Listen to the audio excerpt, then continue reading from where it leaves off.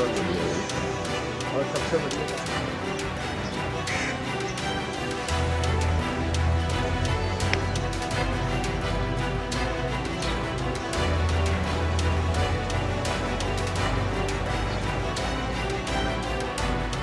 So it was on the 10th of May morning around 5:30 that when the Pakistan could not gain dividends in the hilly sector, they opened their fire towards our plain sector, which is our region. Around 5:30, their mortars they aimed towards our forward posts, and their artillery towards our civilian areas were targeted.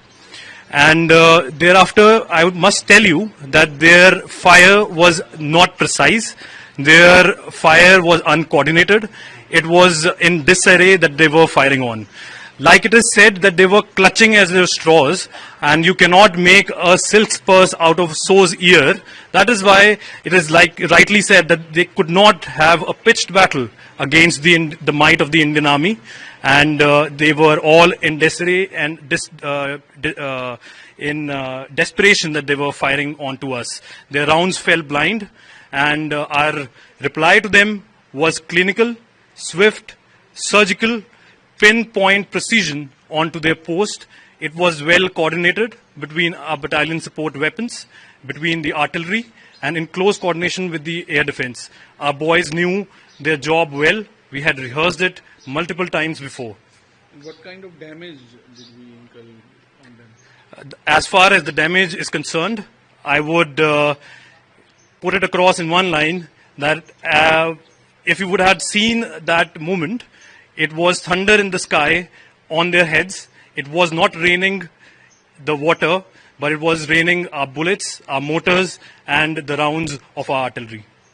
And did they reply after this your retaliation? Correctly so. Like the leopard does not change its spots. True to their nature, the Pakistan Army, after the media in the evening of 10th of May, a ceasefire was declared between both the nations. They opened fire again onto this region at night.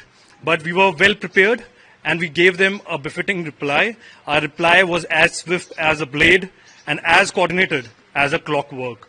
My men were all ready, and they stood, when the moment came, they stood like a wall, unyielding, deadly, and precise. And when, as rightly said, that when the going gets tough, the tough gets going. And there was we have come to know that a lot of their posts have gone down, and there is a huge damage they have incurred. Yes, correctly so. And also that we have seen thereafter the culmination of Op Sindoor, that we have seen they are building their defenses again. And also subsequent days we had seen them evacuating in a large number of vehicles that came towards their posts.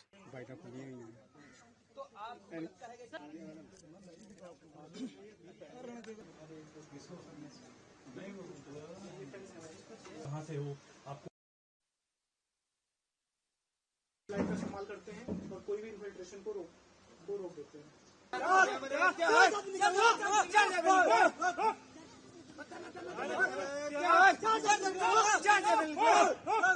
Surveillance centre का महत्व बहुत ही ज्यादा था। हम लोग surveillance centre के द्वारा उनकी हर एक गतिविधि पे नजर रखे हुए थे 24 घंटा। वो कोई भी हरकत करते थे उसका हम लोग को लाइव फीड मिल जाती थी, तो उससे हम लोग उनकी कोई भी एक्शन के लिए रेडी रहते थे और उसका काउंटर करते थे।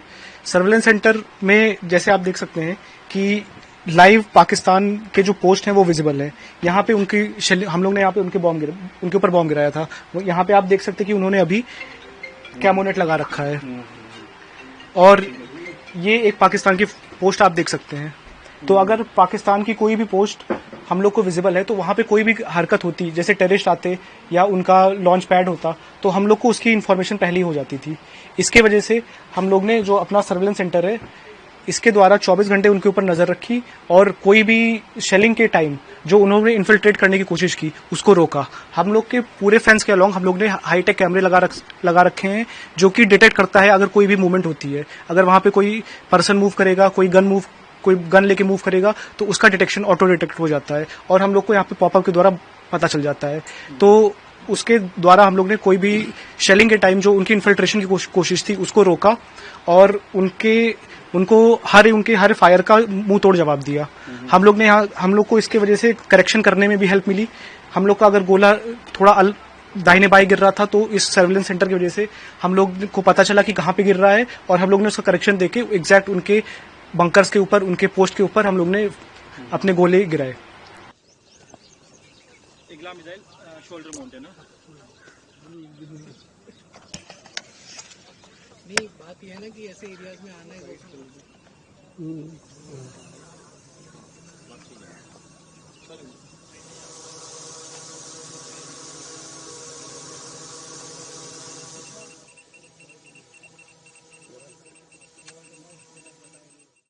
ये एक शोल्डर फायर्ड मिसाइल है जो पैसिव आईआर सीकिंग पे काम करता है, यानी कि किसी भी एरियल ऑब्जेक्टिव में जो भी उसका हीट सिग्नेचर होता है, ये वेपन सिस्टम उस हीट सिग्नेचर को आइडेंटिफाई करता है और उसको लॉक ऑन करके उस पर फायर होता है।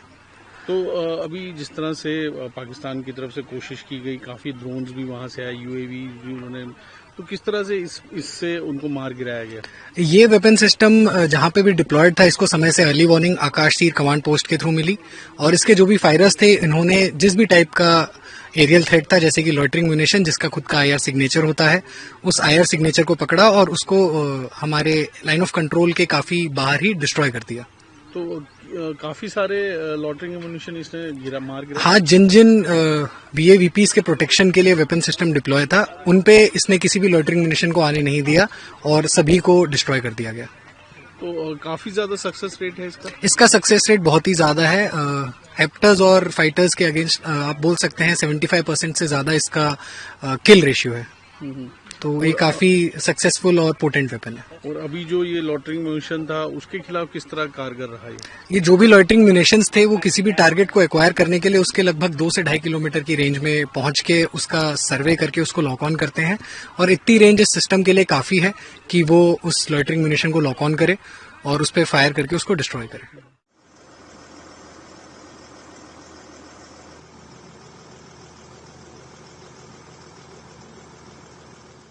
ये है एटीजीएम, मतलब एंटी टैंक गाइडेड मिसाइल।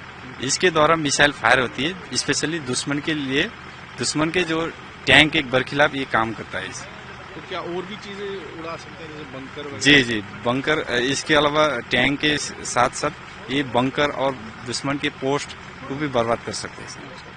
तो कितना सक्सेसफुल रहा अभी जो ऑपरेशन हुआ, उसमें कितना सक्सेसफुल रहा है? जी बिल्कुल, ये सक्सेसफुल रहा है। दुश्मन के जो बंकर है और पोस्ट को बर्बाद करने के लिए एकदम कामयाबी है सर।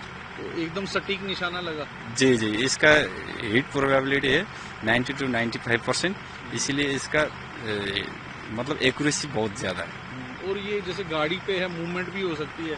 जी, मूवमेंट करके हम ये दुश्मन के आपने जो फॉरवर्ड जोन में हम ऑपरेट करते हैं इसको, ये उधर फॉरवर्ड जोन में जो मोबाइल दस्ते के रूप में काम करते हैं और दुश्मन के जो टैंक है उसको डिले करता है, डिस्ट्रॉय करता है और डिस्ट्रक्शन करने का काम करता है।